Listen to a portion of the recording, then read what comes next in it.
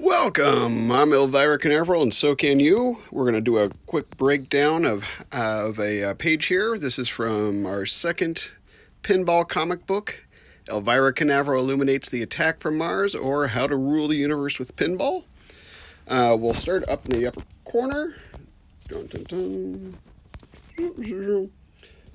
So you notice up in the right, we got it saying right orbit. I'm using the shape of the words to kind of show the space of it because I'm trying to highlight the negative space.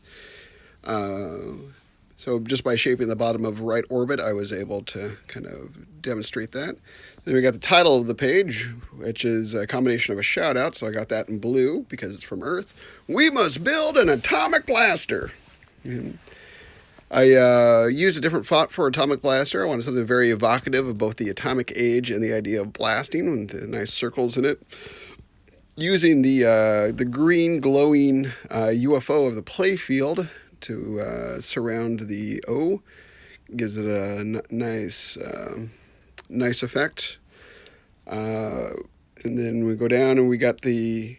At this point, I've described 1, 2, 3. This is our fourth lane with roughly the same information, the same as capture, big O beam, tractor beam, and now atomic blaster. So to fill this space and to roll with it, I go with the theme and allow that to inform what I'm putting in the text box so it doesn't seem too empty. Nothing says kill like overkill. We're going to build an atomic blaster. The right orbit puts the planet in motion. The planet is to blast Martians with American atomic gun know-how. And then in a separate breath, we have determined that the Martian physiology is susceptible to being blown apart with our haphazard unleashing of the almighty atom. Use the atomic blaster now. And see the muffin heads? Run away!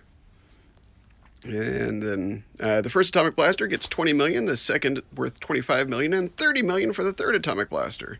And lights a hurry up at the center saucer, counting down from 100 million. And then once again, we have the character on the playfield being the source of the shout out. So we got the general down there saying, use the atomic blaster now. And then right above it, we got the Martian saying run away. So that's the reason for that. One thing that I do in my pinball comic books, I said do, is I use the trapezoids for caption boxes. It lends gravity to the page, lets you know which way kind of things are flowing. Plus, it helps clean up the inevitable slightly shorter last lines of a caption box where there would normally be a big old space at the bottom. What this allows you to do is allows you to center everything so it kind of comes off the edges so every line is good to itself, and you can kind of adjust the corners until you get your ideas separated. I usually try not to split my words if they're in bold. And I'll use that as a guide of how wide the panels go.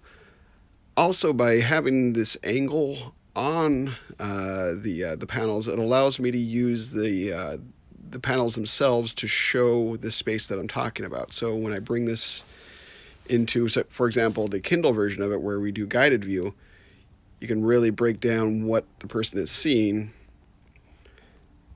and you can use the boxes to help show which area by blocking the areas that you're not talking about.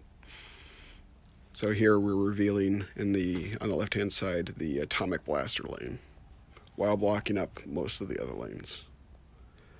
All right, you can find out more about what we do and get your hands on your own pinball comic book over at and become a Patreon saint and get your credit in it over at sintire.com or gameofdepth.com. And if you're just interested in the books themselves, they're available both digitally and physically at proanoia.com. Proanoia. Everything is out to help you. Zazzy Zaz.